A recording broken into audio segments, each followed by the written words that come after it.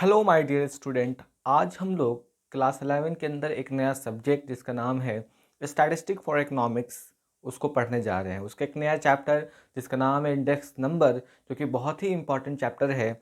आज उसको हम लोग शुरुआत करेंगे और स्टेप बाय स्टेप उसकी सारी चीज़ें हम लोग जान जाएंगे। ठीक है, देखिए मैं आपको एक चीज़ बताने जा रहा हूँ कि ये जो आपको इंडेक्स नंबर है वो बहुत ही इंपॉर्टेंट आपको चैप्टर बन जाता है स्टैटिस्टिक के अंदर, क्योंकि इसका यूज़ इस क्लास में तो है ही है। इसके अलावा आपको आने वाले जितनी भी क्लासेस होंगे, जैसे कोई प्रोफेशनल कोर्स कर रहे हैं या क्लास 12 है, यानी उसके अंदर भी इसका आपको इम्पॉर्टेंस नज़र आएगा। तो मैं आपको यही ओपिनियन दूंगा कि आप इसको बहुत समझ के लेंगे, समझ के पढ़ेंगे और इसकी हर एक बारीकी को समझेंगे। ठीक है, आइए शुरू करते हैं हम लोग बिना टाइम को नुकसान किए हुए कि इंडेक्स नंबर क्या होता है। तो देखिए, इंडेक्स नंबर के ऊपर मैंने कुछ लिखा हुआ है, बोर्ड पर नज़र आ रहा होगा, लेकिन इसको पढ़ने से पहले मैं आपको एक एग्जाम्पल देना चाहता हूँ। आइए उस एग्जाम्पल को आप ध्यान से लीजिएगा। मान लीजिए कि 2010 में एक बर्गर की जो प्राइस थी वो 20 रुपया थी। ठीक है, इंडेक्स नंबर को समझने के लिए मैं एग्जांपल दे रहा हूँ, उसको ध्यान लीजिएगा। 2010 में एक बर्गर की जो प्राइस है 20 रुपया है, लेकिन वही बर्गर की प्राइस 2020 में जो है 40 रुपया हो गई। ठीक है, 2010 में 20 रुपया, 2020 में 40 रुपया हो गई। तो मैं पूछूंगा कि आप मुझे बताइए कि 2010 के कंपैरिजन में 2020 में कितनी प्राइस में आपको इंक्रीजमेंट हुई। तो आप क्या बोलिएगा? 20 रुपये से हुई। लेकिन मैं बोलूँगा कि आप रुपीज़ भी नहीं बताएं, आप मुझे परसेंटेज में बताइए। क्या बताइए? परसेंटेज में बताइए कि 2010 के कंपैरिजन में 2020 में कितना वेरिएशन आया इन द परसेंटेज। तो अब देखिए इसको हम लोग कैसे निकालेंगे। तो आप बोलिएगा कि 2020 में जो है वो 40 रुपया है और 2010 में 20 रुपया है, और आप बोल रहे हैं परसेंटेज में निकालने के लिए यहाँ 100 से मल्टीप्लाई करेंगे और इसको काटेंगे तो दो बार में, यानी दो यहाँ पर आ जाएगा आपको 200%। कितना आ जाएगा? 200%। तो यहाँ पर आप बोलेंगे कि जो आपको बर्गर की प्राइस जो इंक्रीज हुई है 2020 में वो कितने परसेंटेज से हुई है? तो 200% से क्या हुई है? इंक्रीज हुई है। तो यही आपका इंडेक्स नंबर है। यानी इंडेक्स नंबर के अंदर हम वेरिएशन निकालते हैं। हम क्या करते हैं? वेरिएशन निकालते हैं, टाइम का वेरिएशन निकालते हैं, आपको ज्योग्राफिक लोकेशन का हम आपको वेरिएशन निकालते हैं, और अदर कैरेक्टरिस्टिक, कोई भी कैरेक्टरिस्टिक जो आपको वेरिएट होती है उसका हम लोग वेरिएशन निकालते हैं। तो इंडेक्स नंबर कुछ नहीं है, वो एक वेरिएशन निकालता है। ठीक है, समय का, आपको ज्योग्राफिक लोकेशन का और किसी भी अदर आपको कैरेक्टरिस्टिक का। Is it clear? आइए अब इसको हम लोग पढ़ते हैं कि आपको इंडेक्स नंबर क्या होता है। अभी क्लियर हो गया इंडेक्स नंबर क्या है? ठीक है, और यहाँ पे अब रीड करते हैं। आइए, यहाँ पर लिखा है कि इंडेक्स नंबर क्या है। एज पर स्पीगल, यानी स्पीगल के द्वारा जो इंडेक्स नंबर की डिफिनेशन दी गई कुछ इस प्रकार है कि an index number is a statistical measure. Index number जो है कैसा मेजर है? स्टैटिस्टिकल मेजर है। स्टैटिस्टिक के अंदर किया गया मेजर स्टैटिस्टिकल मेजर कहलाता है। डिज़ाइन टू शो चेंजेस, ये इस प्रकार डिज़ाइन किया गया है जो क्या बताता है? चेंजेस। किसमें चेंजेस बताता है? वेरिएबल्स में। किसमें? वेरिएबल्स में। तो वेरिएबल्स यहाँ पे कौन था? आपको 2010-2020 के अंदर जो वेरिएबल्स था वो बर्गर था। बर्गर में कितना आपको वेरिएट हुआ वो आपको बताया गया किसके सहायता के द्वारा? इंडेक्स नंबर के द्वारा। फिर कह रहा और हम क्या बोल सकते हैं? Group of related variables with respect of time, यानी ये जो वेरिएबल है वो किसी चीज़ का समूह भी हो सकता है। जैसे इंडिविजुअल भी हो सकता है जैसे बर्गर, और यहाँ पे समूह भी हो सकता है जैसे चावल हुआ, राइस है, पल्सेस है, मील्स है। यानी बहुत सारी चीज़ का हम ग्रुप भी करके इंडेक्स नंबर निकाल सकते हैं। ठीक है, इंडिविजुअली का भी और ग्रुपिंग का भी, वही कह रहा है। आप किस किस चीज़ का निकाल सकते हैं इंडेक्स नंबर? तो मैं टाइम का निकाल सकता हूँ, बिल्कुल, अभी तो टाइम का ही निकाल के दिखाया हूँ। फिर मैं ज्योग्राफिक लोकेशन का, ठीक है, ज्योग्राफिक लोकेशन का निकाल सकता हूँ, और अदर कैरेक्टरिस्टिक, ठीक है, जैसे वेजेस हुआ, सैलरीज हुआ, तो मैं इनका भी क्या कर सकता हूँ? इंडेक्स नंबर निकाल सकता हूँ। तो इंडेक्स नंबर इज नथिंग, कुछ नहीं है। आप बोल रहे हैं सीधा सीधी कि एक तरह का ये क्या है? कंपैरिजन है। क्या है? कंपैरिजन है, जिसमें हम लोग क्या करते हैं? समय का कंपैरिजन करते हैं, कोई ज्योग्राफिक लोकेशन का कंपैरिजन करते हैं, और कोई अदर कैरेक्टरिस्टिक लाइक सैलरी है, वेजेस है, इनकम है ना, इन सब का हम लोग क्या करते हैं? कंपैरिजन करते हैं। ठीक है, कितना इनके अंदर वेरिएशन आया, वही सारी चीज़। और एक डेफिनेशन और दिया हुआ है, एज पर क्रॉक्सटन एंड द काउडेन, ये काउडेन और क्रॉक्सटन ने भी एक आपको इंडेक्स नंबर की डेफिनेशन दी है। आइए इसको भी रीड कर लेते हैं हम लोग। इसमें इन्होंने ये बोला है कि index numbers are devices. Index number क्या है? एक डिवाइसेस है। कैसी डिवाइसेस है आइए पता चल जाएगा। इंडेक्स नंबर एक डिवाइसेस है जो मेजरिंग करती है डिफरेंस इन द, ठीक है, डिफरेंस इन द मैग्नीट्यूड। यहाँ मैग्नीट्यूड का मतलब ये हुआ कि जैसे आपको प्राइस मैग्नीट्यूड हुआ, सैलरी मैग्नीट्यूड हुआ, है ना, आपको वेट क्या है मैग्नीट्यूड हुआ। तो मैग्नीट्यूड का मतलब कोई संख्या, कोई भी संख्या के अंदर कितना आपको चेंजेस आया, कितना उसके अंदर अंतर आया, वो कौन निकालता है? Index number. Group of the related variables, इन्होंने भी कहा कि यहाँ पे एक इंडिविजुअल का भी हम इंडेक्स नंबर निकाल सकते हैं और ग्रुप का भी निकाल सकते हैं। यानी हम एक कंक्लूजन ये बता सकते हैं कि इंडेक्स नंबर क्या है?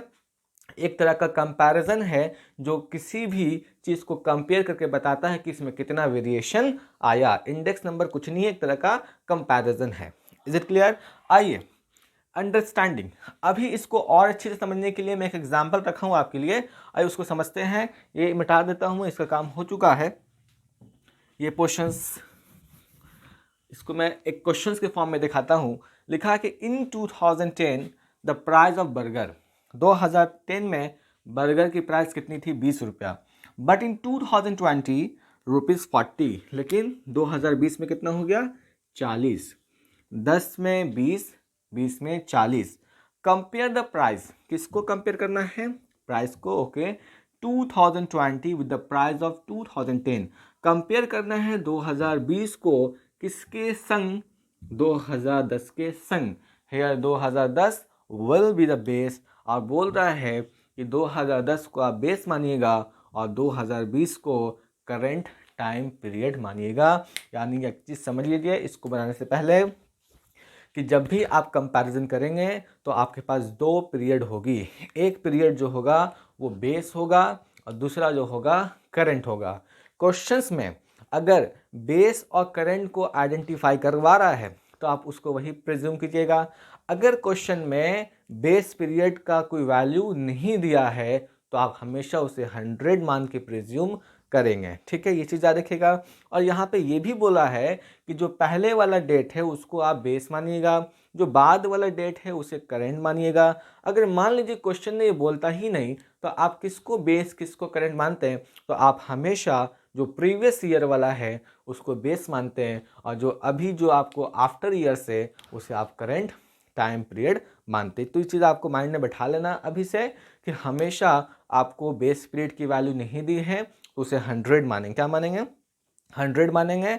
अगर आपको ईयर को मेंशन नहीं किया है कौन सा बेस है कौन सा करंट है तो प्रीवियस ईयर को बेस मानेंगे और आफ्टर ईयर को क्या मानेंगे? करंट मानेंगे। Is it clear? आइए अब कह रहा है कि इसके अंदर प्राइस में वेरिएशन हुआ, 2010 में 20 रुपया, 2020 में 40 रुपया। तो इसके अंदर प्राइस के अंदर क्या हुआ?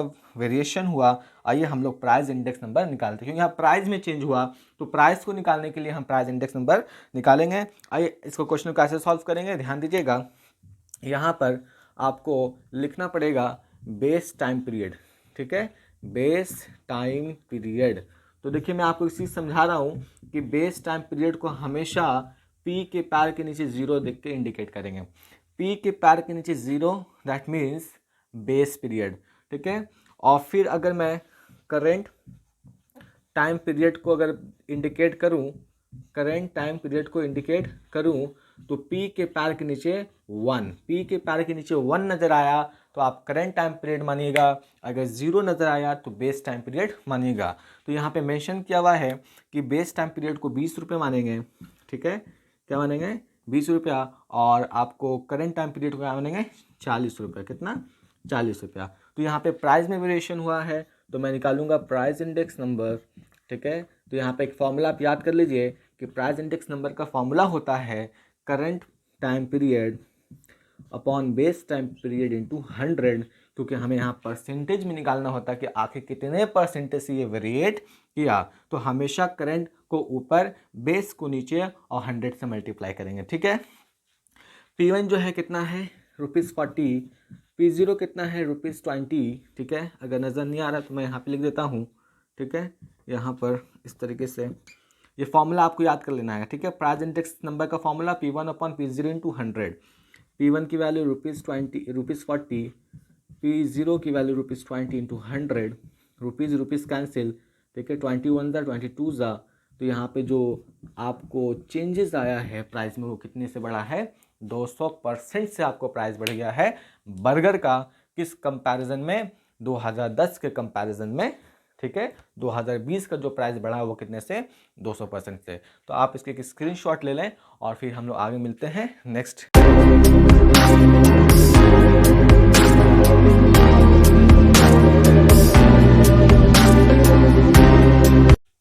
आइए अब जो है क्राउन जो है यहाँ पे दिख रहा होगा आपको। ये क्राउन का मतलब ये हुआ कि इसका बहुत बड़ा इंपॉर्टेंस है इस टॉपिक के अंदर।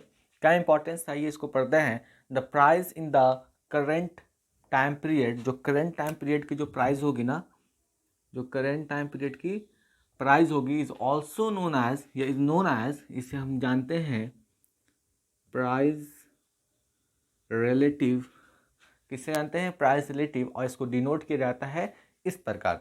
तो कहने का मतलब ये हुआ कि करंट टाइम पीरियड को हम और क्या कह सकते हैं, प्राइस रिलेटिव, और प्राइस रिलेटिव को डिनोट कर सकते हैं पी के पैर के नीचे 0 और साथ में 1, तो P01, तो P01 is known as current time period, और करंट टाइम पीरियड को और क्या कह सकते हैं, प्राइस रिलेटिव, या आप कह सकते हैं कि P01 is known as price relative. अब इसका मतलब क्या हुआ, आइए इसको समझते हैं। देखिए ये P01 का मतलब ये हुआ, ध्यान दीजिएगा। देयरफॉर P01 का मतलब ये हुआ कि पहले रीड कैसे करेंगे वो समझ लो। प्राइस ऑफ करेंट ईयर कैसे रीड करेंगे, 1 जो होता है करंट ईयर होता है, 0 जो होता है वह बेस ईयर होता है।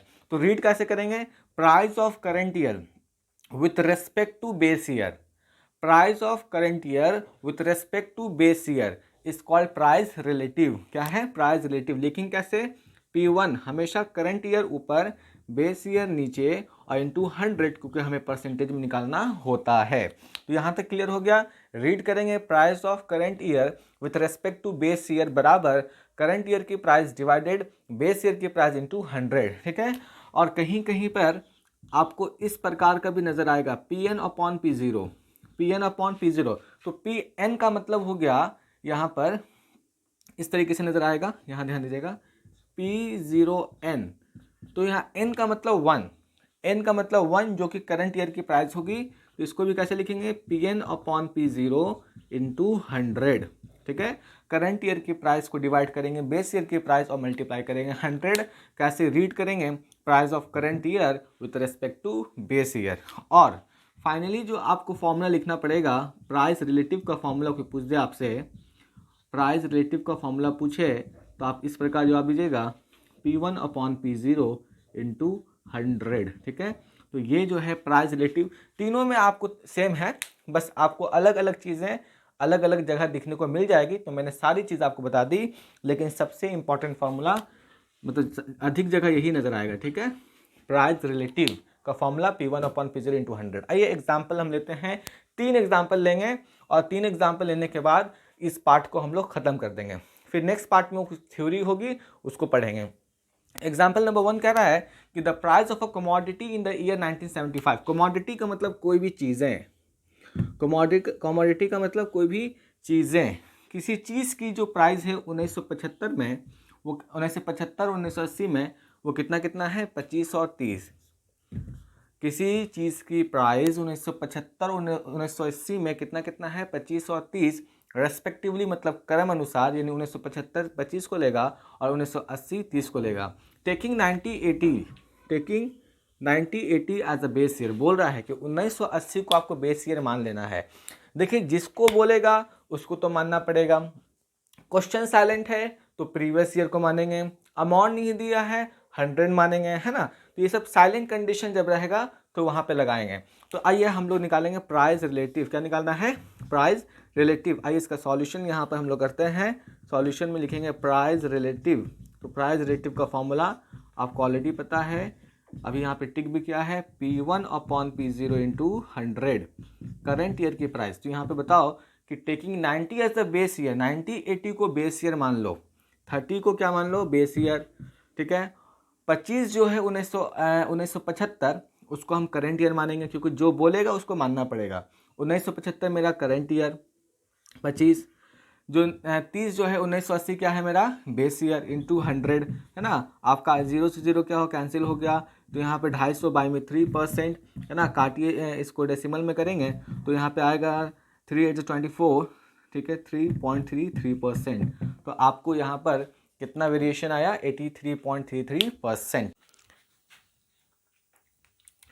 आइए एग्जाम्पल नंबर 2। एग्जाम्पल नंबर 2 कह रहा है कि the price of all commodities in a place has increase 20%। अगर सारी चीज़ों की जो कीमत में जो इंक्रीज हुआ वो 20% से हुआ है in comparison to the base period, किसके कंपेयर में, बेस पीरियड के कंपैरिजन में, prices, then the index number of prices for the place is now.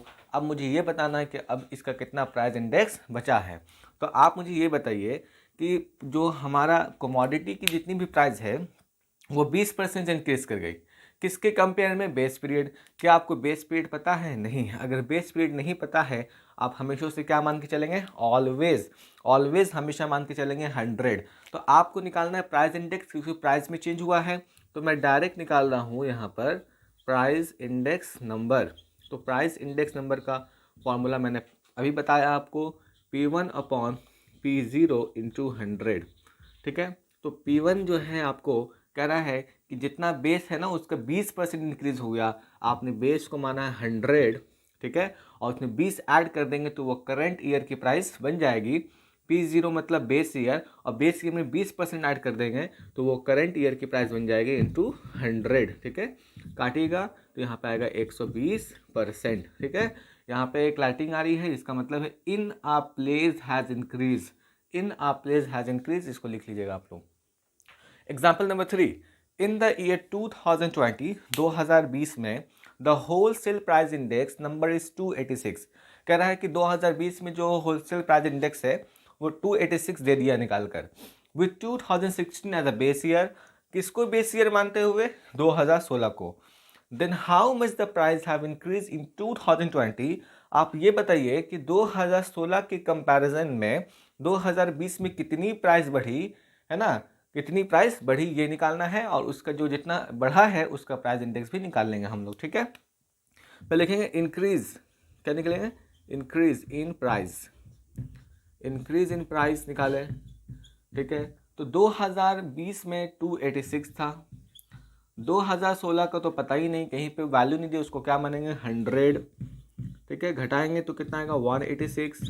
अब जो इंक्रीज इन प्राइस हुआ है उसका निकाल लो प्राइस इंडेक्स, ठीक है। प्राइस इंडेक्स, प्राइस इंडेक्स का formula P1 upon P0 into 100, current year upon base year into 100। Current year में जो आपको इंक्रीज हुई कितनी हुई है 186, बेस ईयर तो 100 ही माना था, इंटू 100, ठीक है। 100 100 कैंसिल, 186%। आपको लिखना है कि ये जो प्राइस इंडेक्स निकला है ना वो इंक्रीज इन वैल्यू का निकला है, किसका, इंक्रीज, किसका, इंक्रीज। इसको देख लीजिए, आगे बढ़ते हैं हम लोग।